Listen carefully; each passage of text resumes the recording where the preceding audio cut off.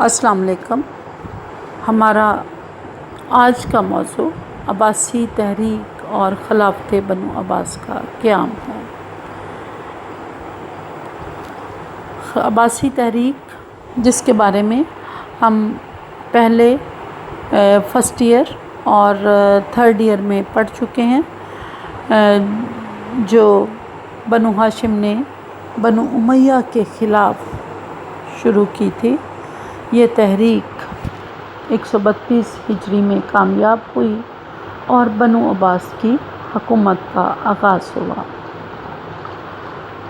اس تحریک کی تفصیل میں جانے سے پہلے ہم اس تحریک کا پس منظر سمجھیں گے کہ اس تحریک کو شروع کیسے کیا گیا، کس نے شروع کیا، یہ تحریک کس طرح سے اپنے ارتقائی مراحل طے کرتی ہوئی کامیابی کی طرف بڑھی، اور خلافت بنو عباس کو کس طرح سے ملی۔ حالانکہ اس تحریک کے روح رواں علوی اور فاطمی تھے، تو خلافت اور امامت فاطمیوں اور علویوں کی بجائے عباسیوں میں کیسے منتقل ہوئی۔ تو سب سے پہلے ہم اس کا پس منظر دیکھتے ہیں۔ ہاشمی اور اموی تعلقات کا قبل از اسلام ہم سب سے پہلے جائزہ لیتے ہیں کہ یہ دونوں خاندان کون تھے، ان کے درمیان دشمنی کا آغاز کیسے ہوا، اور پھر یہ دشمنی کب کن مراحل میں داخل ہوئی۔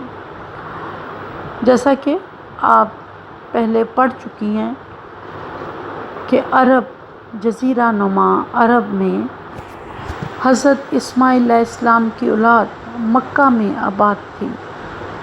حضرت اسماعیل کی اولاد میں سے ہی ایک شخص کو قریش کا لقب ملا تھا۔ قریش ایک بہت بڑا خاندان تھا جس کی ذیلی شاخیں بے شمار تھیں۔ مکہ میں انہیں خانہ کعبہ کا متولی ہونے کی وجہ سے بڑی فضیلت حاصل تھی۔ اہل عرب ان کی بہت زیادہ عزت کرتے تھے۔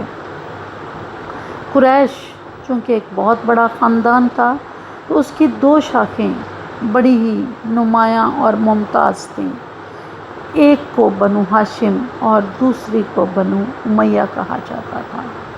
اسلام سے قبل یہ بھی آپ جانتی ہیں کہ عرب قبیلوں میں تقسیم تھا۔ عربوں کی کوئی سیاسی حکومت اور کوئی مرکزی حکومت قائم نہیں تھی، بلکہ پورا عرب اسلام سے قبل چھوٹے چھوٹے قبیلوں میں تقسیم تھا۔ ان قبیلوں کے آپس کے تعلقات عصبیت پر مبنی ہوتے تھے، اور یہی قبائلی عصبیت ان کے درمیان جنگ و جدل کا باعث بنتی تھی، رکاوٹوں کی وجہ بنتی تھی۔ یہی حال جو تھا یہ بنو ہاشم اور بنو امیہ کے درمیان بھی تھا۔ ہاشم اور امیہ کے درمیان جو خانہ کعبہ اور حاجیوں کی مہمان نوازی اور خانہ کعبہ کی تولیت کی جو جنگ شروع ہوئی، وہ ان دونوں کی اولادوں میں بھی منتقل ہوئی۔ خاندان ہاشم کے پاس حاجیوں کی میزبانی اور خانہ کعبہ کی تولیت تھی، دوسری طرف بنو امیہ فوج کے مکہ کی جو فوج تھی یا جو قریش کی فوج تھی اس کے سربراہ تھے، لہٰذا وہ بھی اس کے ساتھ ساتھ وہ مالدار بھی تھے، لہٰذا وہ اپنی اہمیت کو جتاتے تھے اور کوشش تھی کہ ان کی اہمیت کو مانا جائے۔ اس کے برعکس بنو ہاشم عزت شرافت میں ان کا کوئی ثانی نہیں تھا۔ ان کے درمیان دشمنی کا آغاز کیسے ہوا؟ ہم یہاں یہ جانتے ہیں کہ ہاشم اور امیہ کے درمیان رکاوٹ شروع کیسے ہوئی۔ مکہ کی شہری مملکت کا بانی قصہ بن کلاب تھا۔ قصہ بن کلاب سے پہلے اہل مکہ یعنی حضرت اسماعیل علیہ السلام کی اولاد مختلف حصوں میں بکھر گئی تھی۔ قصہ بن کلاب نے ان سب کو اکٹھا کیا اور خانہ کعبہ کے گرد و نواح میں اپنے پورے خاندان کو آباد کیا۔ عبد مناف قصہ بن کلاب کا بیٹا تھا جو اپنے باپ کی وفات کے بعد اس کا جانشین بنا۔ عبد مناف کے 4 بیٹے تھے جن میں عبد شمس، نوفل، مطلب اور ہاشم نمایاں تھے۔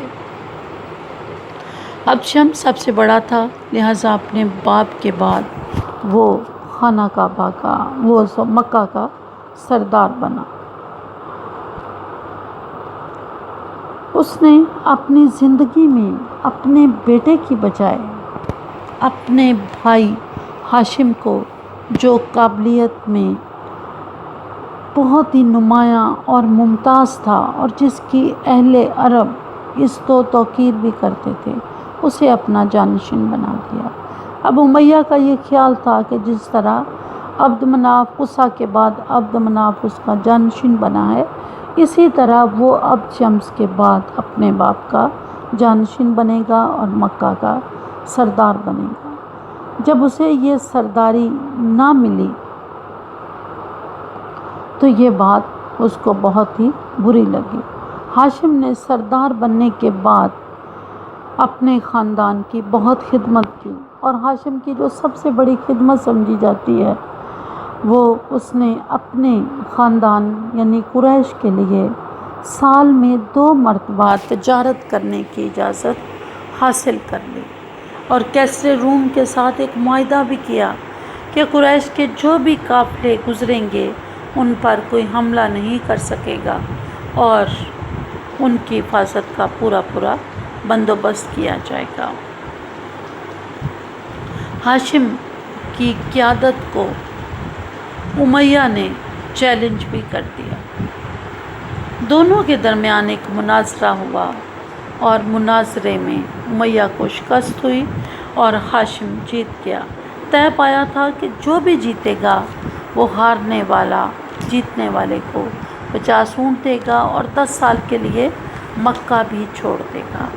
امیہ نے شرط کے مطابق اپنے چچا ہاشم کو 50 اونٹ دیے اور وہ مکہ سے شام چلا گیا، جہاں وہ 20 برس تک مقیم رہا۔ جب وہ واپس لوٹا تو خاندان عبد مناف 2 گروہوں میں تقسیم ہو چکا تھا۔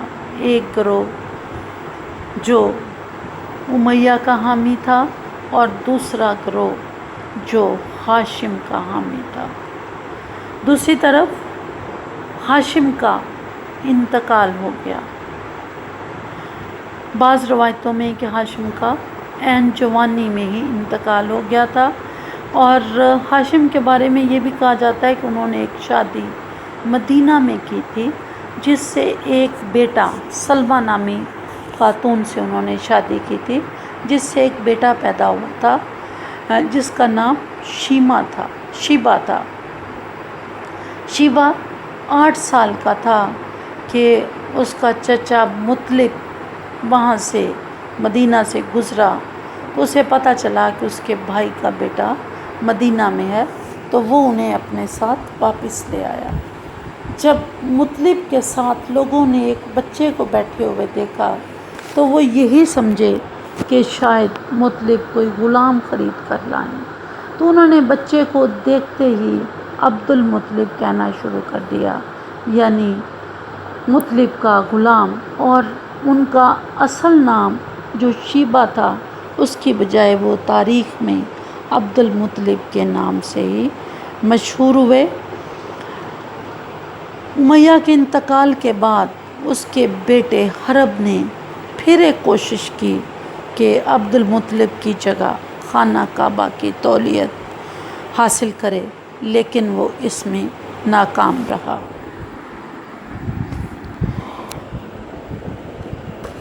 اب 2 خاندان نمایاں طور پر ایک دوسرے کے مخالف اور دشمن تھے، یہاں تک کہ عبد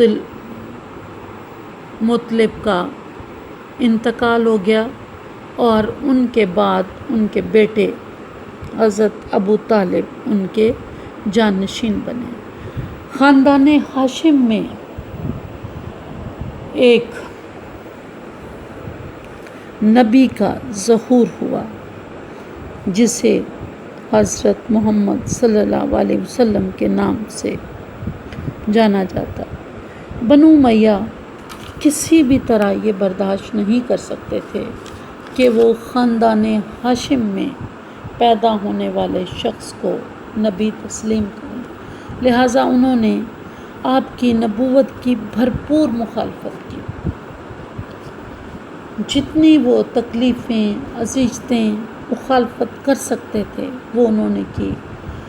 بنو امیہ کے دل میں دو طرح سے بغض اور عناد تھا۔ ایک بغض تو انہیں خاندانی طور پر ورثے میں ملا تھا، دوسرا انہیں یہ بھی خوف تھا کہ اگر بت پرستی، اسلام کے فروغ سے بت پرستی اور ان کا آبائی دین ختم ہو جائے گا، اور بت پرستی کے ساتھ جو معاشی مفادات وابستہ تھے ان سے بھی وہ ہاتھ دھو بیٹھیں گے، لہٰذا انہوں نے اسلام کی بھرپور مخالفت کی، یہاں تک کہ بدر کے مدینہ میں بھی وہ آپ کے پیچھے پہنچ گئے۔ اور غزوہ بدر کی ایک بہت بڑی وجہ ابو سفیان بھی تھا، جس نے یہ مشہور کر دیا تھا کہ اس کے قافلے پر مسلمان حملہ کرنے والے ہیں۔ غزوہ بدر میں جب قریش مسلمانوں کے مد مقابل آئے تو ان کے 70 سردار قتل ہو گئے۔ 70 سرداروں کے قتل کے بعد مکہ کی شہری ریاست کی سربراہی ابو سفیان کے حصے میں آئی، اور صدیوں سے جو بنو امیہ کا حکومت کا شوق تھا وہ ابو سفیان پر آ کر پورا ہوا۔ ابو سفیان نے مکہ کا سربراہ بننے کے بعد اسلام دشمنی کو اور بھی بڑھا دیا۔ غزوہ احد ہوا جس میں ابو سفیان نے خود قیادت کی اور 70 مسلمان اس غزوہ میں شہید ہوئے۔ غزوہ خندق میں بھی ابو سفیان پورے عرب کی افواج لے کر مدینہ پر چڑھ دوڑا تھا لیکن ناکام رہا۔ غزوہ خندق کے بعد صلح حدیبیہ ہوا، اور صلح حدیبیہ کے نتیجے میں مکہ فتح ہوا۔ فتح مکہ کے بعد بنو امیہ کو چاروں نچار اسلام قبول کرنا پڑا، اور ان کی سربراہی کا دور ختم ہو گیا۔ نہ صرف بنو امیہ کی سربراہی ختم ہوئی بلکہ فتح مکہ کے نتیجے میں عربوں کی جو قبائلی عصبیت صدیوں سے چلی آ رہی تھی وہ بھی ختم ہو گئی۔ تمام تعصبات مٹ گئے اور قبائلی عصبیت کی جگہ اب محبت، اخوت، بھائی چارہ، رواداری نے لے لی۔ رنگ و نسل کا امتیاز بھی مٹ گیا، تمام مسلمان آپس میں بھائی بھائی تھے، نہ کوئی ہاشمی رہا اور نہ کوئی اموی، نہ کوئی کالا تھا نہ کوئی گورا، کسی کو بھی کسی پر کوئی امتیاز نہیں تھا۔ اور یہ اسلام کی ایک خاص برکت تھی جس نے ہر رنگ و نسل کے شخص کو برابر کر دیا۔ نبی صلی اللہ علیہ وسلم کے وصال کے بعد خلافت راشدہ قائم ہوئی۔ خلافت راشدہ بھی عربوں کے اتحاد اور اخوت کی بہترین مثال اور نمونہ تھے۔ خلفائے راشدین نے اپنے امور مملکت کی بنیاد شورا پر رکھی اور تمام قبائل نے مل کر اسلام کے فروغ کے لیے جدوجہد کی، اس میں اپنا حصہ ڈالا، یہاں تک کہ ایران اور روم جیسی عظیم و شان سلطنتیں ختم ہو گئیں ایران کو مسلمانوں نے فتح کر لیا۔ ایران، مصر اور عراق حضرت عمر کے دور تک فتح ہو چکے تھے۔ ایران کی فتح کا دکھ تھا یا کوئی اور معاملہ تھا کہ ایک ایرانی غلام جو کہ غیر مسلم تھا، مجوسی تھا، ایران کے قدیم مذہب پر کاربند تھا جسے مجوسیت کہا جاتا تھا۔ ابو لؤلؤ فیروز نے حضرت عمر کو شہید کر دیا۔ یہ شہادت شاید کسی بہت بڑی گہری سازش کا نتیجہ تھی یا ایک آنے والے طوفان کی بھی پیشگوئی کر رہی تھی۔ حضرت عمر کو شہید کرنے کے بعد ابو لؤلؤ فیروز نے خود بھی خودکشی کر لی، اور یوں یہ راز سربستہ رہا کہ ابو لؤلؤ کے ہاتھ میں خنجر کس نے دیا تھا۔ حضرت عمر کی شہادت کے بعد حضرت عثمان برسر اقتدار آئے۔ حضرت عثمان اس 6 رکنی کمیٹی میں سے ایک شخص تھے جس کو حضرت عمر نے متعین کیا تھا۔ انہوں نے اپنی وفات سے پہلے ایک کمیٹی بنائی تھی کہ 6 لوگوں کی یہ کمیٹی تھی، جن میں نمایاں حضرت عثمان اور حضرت علی تھے۔ بہرحال حضرت علی کی بجائے حضرت عثمان کا انتخاب ہوا۔ اس انتخاب کا اثر نہ صرف بنو امیہ پر ہوا بلکہ اس کا اثر بنو ہاشم پر بھی ہوا۔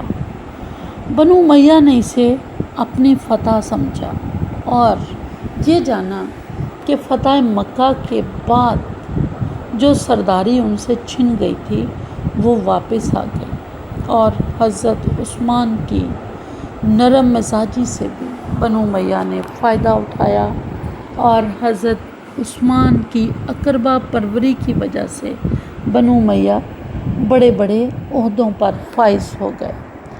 جب بنو امیہ ہر طرف بڑے عہدے بنو امیہ کو ملے تو حسد اور سازش کا پھر ایک نیا کھیل شروع ہوا۔ عبداللہ ابن سبا نے حضرت عثمان کے خلاف کئی قسم کے بے بنیاد الزامات لگائے۔ ان الزامات کے نتیجے میں حضرت عثمان سے مطالبہ کیا گیا کہ وہ خلافت سے دستبردار ہو جائیں۔ جب حضرت عثمان خلافت سے دستبردار نہ ہوئے تو انہیں شہید کر دیا گیا۔ ان کی شہادت کے بعد حضرت علی رضی اللہ عنہ خلافت کے منصب پر فائز ہوئے، لیکن ان کی خلافت کے وقت بنو امیہ شاید یہ طے کر چکے تھے کہ وہ اب بنی ہاشم کو برسر اقتدار نہیں آنے دیں گے۔ امیر معاویہ جو کہ شام کا گورنر تھا، اس نے حضرت علی کی بیعت کرنے سے انکار کر دیا۔ امیر معاویہ اور حضرت علی کے درمیان جنگ ہوئی۔ اس جنگ میں امیر معاویہ نے دھوکے سے نہ صرف اس کو جنگ کو ختم کروایا بلکہ جنگ کے بعد حکمین کے فیصلے میں بھی رد و بدل کروایا گیا، اور اس رد و بدل کے نتیجے میں امیر معاویہ کو موقع ملا کہ وہ آدھی سلطنت حاصل کرنے میں کامیاب ہو جائے۔ جنگ صفین کا نتیجہ کسی نے بھی تسلیم نہ کیا۔ حضرت علی امیر معاویہ کے خلاف جنگ کرنا چاہتے تھے، لیکن وقت نے انہیں اتنی مہلت نہ دی۔ ان کی اپنی فوج سے الگ ہوا ایک گروہ خوارج، انہوں نے ان میں سے ایک شخص عبد الرحمن ابن ملجم نے حضرت علی کو شہید کر دیا۔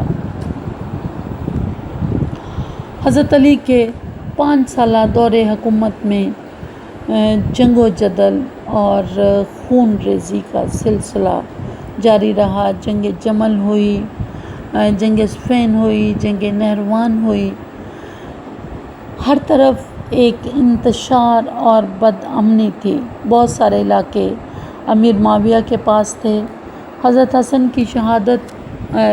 علی کی شہادت کے بعد امام حسن علیہ السلام ان کے جانشین بنے، لیکن انہوں نے محسوس کیا کہ مسلمانوں کے درمیان خانہ جنگی اور خون ریزی بہت زیادہ ہو چکی اور وہ اپنے اقتدار کی خاطر مسلمانوں کا مزید خون نہیں بہائیں گے۔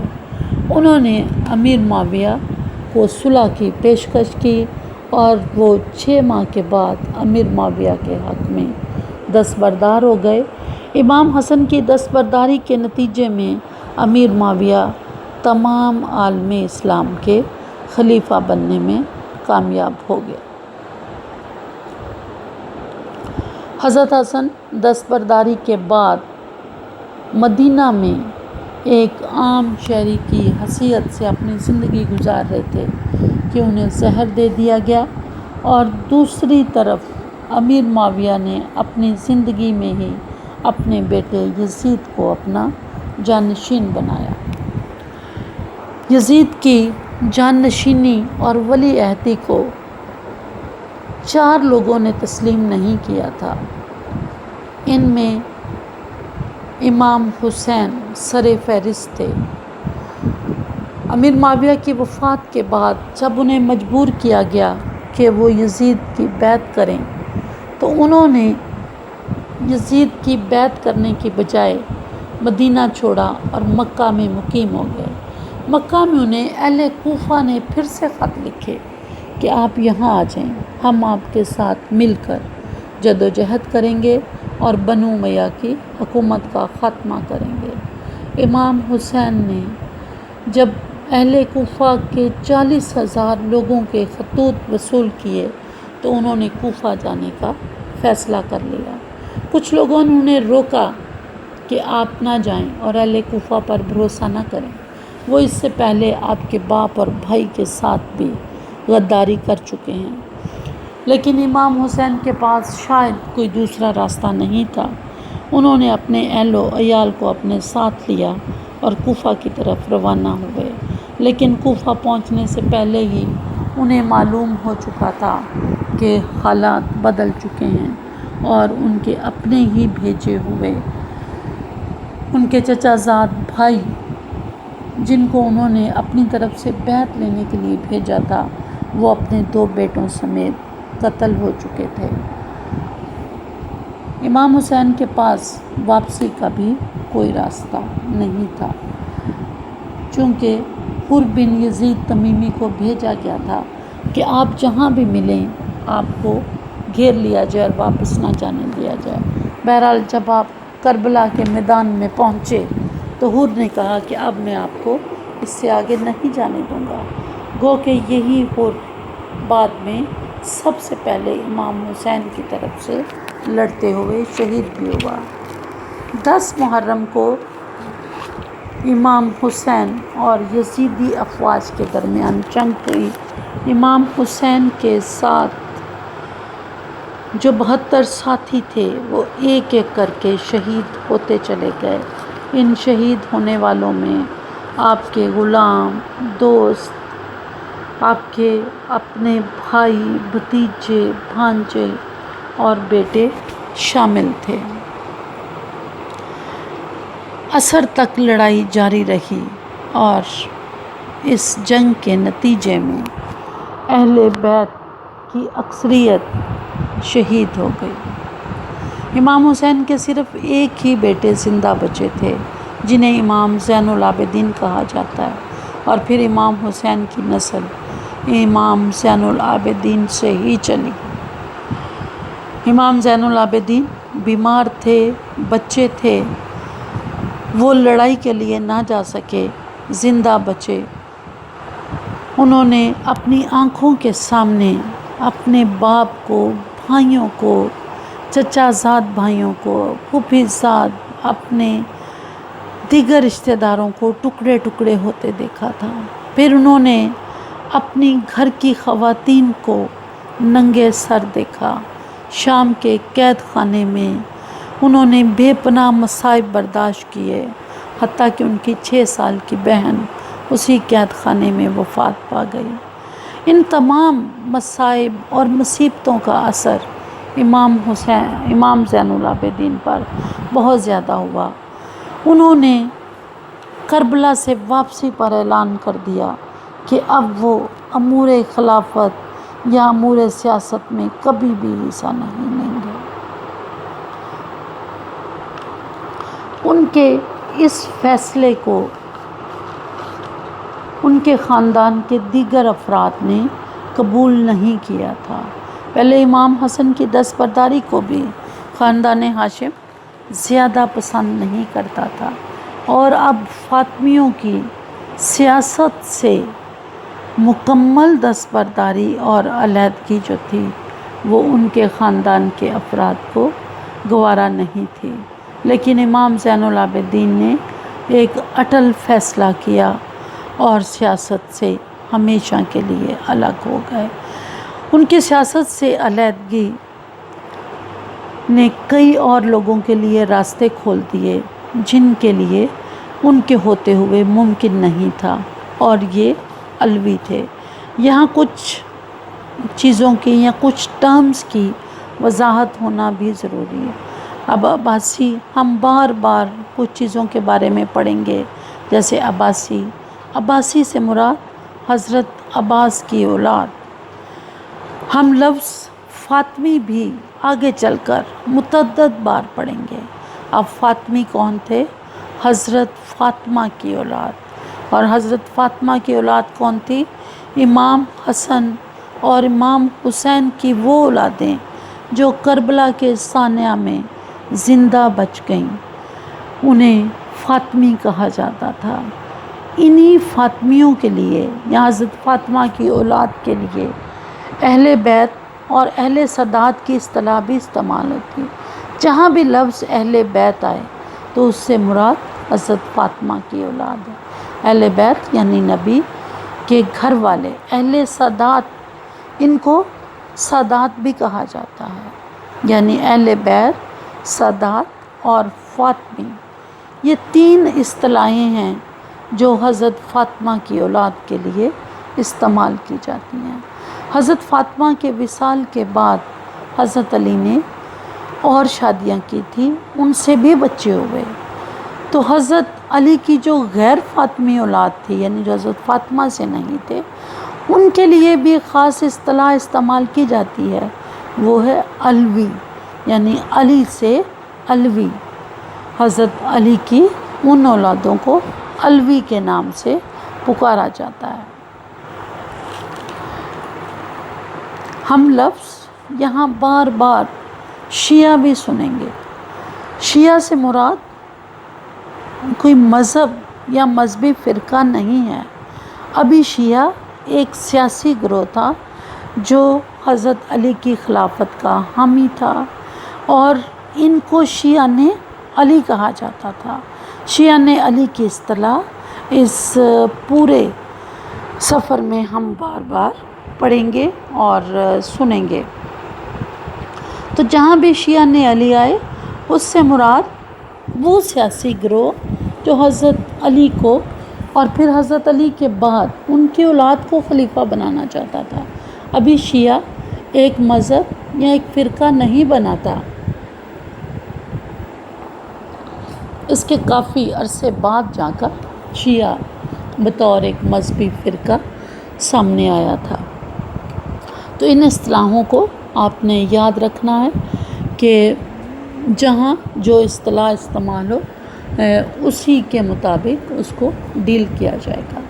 تو جب فاطمی میدان سیاست سے الگ ہو گئے تو میدان سیاست اب حضرت علی کی دوسری اولادوں کے لیے کھلا تھا، جن کی گو کہ حضرت علی کی اولاد ہونے کے ناطے ان کی اپنی حیثیت مسلم تھی، لیکن حضرت فاطمہ کے ساتھ جو مسلمانوں کی وابستگی تھی، نبی کی بیٹی ہونے کے ناطے، نبی کے نواسے ہونے کے ناطے، جو عزت، جو احترام، جو محبت فاطمیوں کے حصے میں آتی تھی وہ علویوں کے حصے میں نہیں آئی۔ حضرت علی کے ہی ایک بیٹے محمد بن حنفیہ نے اپنے بھتیجے کی دستبرداری کے بعد میدان سیاست میں قدم رکھا۔ محمد بن حنفیہ حضرت علی کی خلافت کے زمانے میں بھی بڑے نمایاں طور پر سامنے آئے تھے اور بے شمار مواقع پر انہوں نے بڑے کارنامے سر انجام دیے تھے۔ اب محمد بن حنفیہ نے جب لوگوں نے ان کی طرف رجوع کیا کہ آپ قیادت سنبھالیں شیعان علی کی، تو انہوں نے پھر سیاسی میدان میں قدم رکھا۔ محمد بن حنفیہ جب میدان سیاست میں آئے تو ان کے پاس دو راستے تھے کہ یا تو وہ فوج جمع کرتے اور بنو امیہ کے خلاف خروج کرتے، لیکن انہوں نے ایسا نہیں کیا۔ انہوں نے خفیہ تحریک کی بنیاد رکھی جسے ہم عباسی تحریک کہتے ہیں۔ یہ عباسی تحریک جو ہم پڑھ رہے ہیں اس کے بانی محمد بن حنفیہ تھے۔ یہ خفیہ تحریک تھی اور اس تحریک کا مقصد بنو امیہ کی حکومت ختم کر کے علویوں کو برسر اقتدار لانا تھا۔ محمد بن حنفیہ ایک نمایاں شخصیت تھے۔ بظاہر یہ تحریک خفیہ تھی، لیکن عبداللہ بن زبیر جو شہادت حسین کے بعد حجاز اور عراق کے خلیفہ بن چکے تھے، جیسے ہی ثانیہ کربلا کی خبر مدینہ پہنچی تو لوگوں نے یزید کی بیعت توڑ دی تھی اور عبداللہ بن زبیر کو اپنا خلیفہ بنا لیا تھا۔ عبداللہ بن زبیر محمد بن حنفیہ کی سرگرمیوں کو پسند نہیں کرتے تھے۔ انہوں نے انہیں ایک طرح سے نظر بند کر دیا۔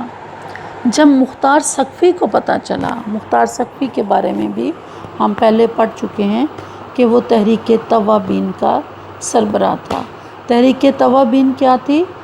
ثانیہ کربلا سے پہلے جن لوگوں نے امام حسین کو خطوط لکھے تھے لیکن انہوں نے آپ کا ساتھ نہیں دیا تھا، انہیں اس بات کا دکھ اور رنج تھا، تو امام حسین کی شہادت کے بعد انہوں نے ایک تحریک شروع کی جس کا مقصد امام حسین کے قاتلین سے انتقام لینا تھا، اور اسی تحریک توابین کا سربراہ مختار ثقفی تھا۔ مختار ثقفی عبداللہ بن زبیر کا مخالف تھا اور اس نے عبداللہ بن زبیر سے عراق چھین لیا۔ تمام قاتلین حسین کے خلاف مختار ثقفی نے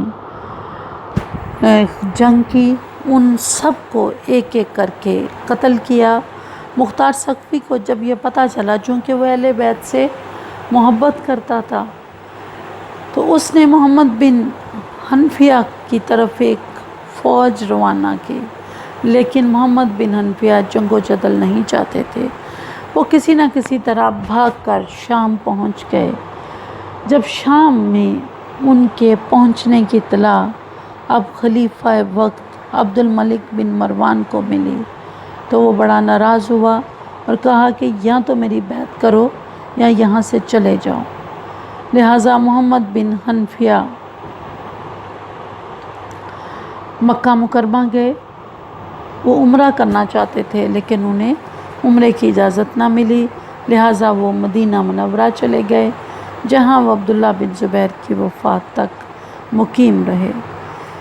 اس سارے عرصے میں محمد بن حنفیہ جو خفیہ تحریک کے قائد تھے اور خفیہ سرگرمیاں انہوں نے بنو امیہ کے خلاف شروع کر رکھی تھیں، انہیں حکومت کی طرف سے بھی بے پناہ سختیوں اور مسائل کا سامنا کرنا پڑا، لیکن کسی بھی مصیبت سے وہ نہیں گھبرائے اور اپنی روش پر قائم رہے۔ عبداللہ بن زبیر کی شہادت کے بعد وہ مکہ آ گئے، یہاں انہوں نے عمرہ کیا، لیکن حجاج بن یوسف نے انہیں عبد الملک کی بیعت کرنے کے لیے کہا۔ کچھ عرصہ تو آپ خاموش رہے، لیکن انہوں نے مصلحت کے پیش نظر یہی سمجھا، چونکہ ابھی تحریک کی کامیابی کے کوئی امکان نہیں تھے، کہ میں بیعت کر لوں۔ لہٰذا انہوں نے عبد الملک بن مروان کی بیعت کر لی، اور ان کے حامیوں نے بدستور ان سرگرمیوں کو جاری رکھا جو کہ محمد بن حنفیہ نے ثانیہ کربلا کے بعد شروع کی تھی۔ محمد بن حنفیہ اپنی پوری زندگی جدوجہد کرتے رہے، لیکن وہ کامیاب نہ ہو سکے۔ ان کی موت کے بعد ان کے بیٹے ابو ہاشم عبداللہ محمد بن حنفیہ کے جانشین بنے۔ ابو ہاشم عبداللہ بڑے ہی وجیح اور دراز قد تھے۔ اب عبد الملک کی وفات کے بعد اس کا بیٹا ولید بھی وفات پا چکا تھا، اور ولید کے بعد سلیمان بن عبد الملک برسر اقتدار تھا۔ سلیمان بہت ہی شکی مزاج کا مالک تھا۔ اسے اندازہ تھا کہ بنی ہاشم ضرور کچھ نہ کچھ ان کے خلاف کر رہے ہوں گے۔ وہ ایک دفعہ ابو ہاشم عبداللہ سے ملا تو اس کے دل میں جو شک تھا وہ یقین میں بدل گیا کہ یہی وہ شخص ہو سکتا ہے جو بنو ہاشم کی قیادت کر سکتا ہے۔ بنو امیہ نے ایک بات سیکھ لی تھی ثانیہ کربلا کے بعد، کہ بنو اہل بیت کو، علویوں کو علانیہ قتل نہیں کرنا۔ اب اپنے شک کو یقین میں بدلنے کے لیے اگر وہ ابو ہاشم عبداللہ کو گرفتار کرتے، پوچھ گچھ کرتے، تو ان کے حق میں بغاوتیں ہوتی، ملک کا امن و امان خراب ہوتا۔ انہوں نے ایک ہی حل نکالا تھا کہ اپنے ہر مخالف کو زہر دے کر مار دیا جائے۔ لہٰذا کھانے کی دعوت پر سلیمان بن عبد الملک نے ابو ہاشم عبداللہ کے کھانے میں زہر ملا دیا۔ زہر آلود کھانا کھانے کے بعد ابو ہاشم عبداللہ کو احساس ہو گیا کہ وہ زیادہ دیر زندہ نہیں رہ سکتے۔ وہ حمیمہ چلے آئے۔ حمیمہ میں عباسی مقیم تھے۔ انہوں نے محمد بن علی عباسی کو اپنا جانشین بنایا۔ یہ ان کی بہت بڑی سیاسی غلطی تھی۔ ان کی اسی غلطی کے نتیجے میں امامت اور خلافت علویوں اور فاطمیوں کے ہاتھوں سے نکل کر عباسیوں کی طرف منتقل ہو گیا۔ طے تو یہ پایا تھا کہ جب یہ تحریک کامیاب ہوگی تو علوی برسر اقتدار آئیں گے، لیکن کامیابی ابھی بڑی دور تھی، اور اس وقت تک عباسی علویوں کو تحریک سے پیچھے دھکیلنے میں کامیاب ہو چکے تھے۔ تو امام ابو ہاشم عبداللہ کی ایک سیاسی غلطی نے خلافت کا سہرا بنو عباس کے سر باندھ دیا، اور وہ تحریک جس کو پہلے ہاشمی تحریک کہا جاتا تھا، محمد بن عبداللہ کے ساتھ ہی عباسی تحریک میں بدل گئی، اور یوں امام ابو ہاشم عبداللہ ناکام اپنے والد کی طرح اس دنیا سے چلے گئے۔ اب ہم آگے اگلے لیکچر میں عباسیوں کی تفصیل پڑھیں گے کہ کس طرح سے عباسی مدینہ سے حمیمہ میں منتقل ہوئے، اور محمد بن علی عباسی نے عباسی تحریک کو آگے کیسے بڑھایا۔ اس کا جو باقی ارتقا ہے وہ ہم اگلے لیکچر میں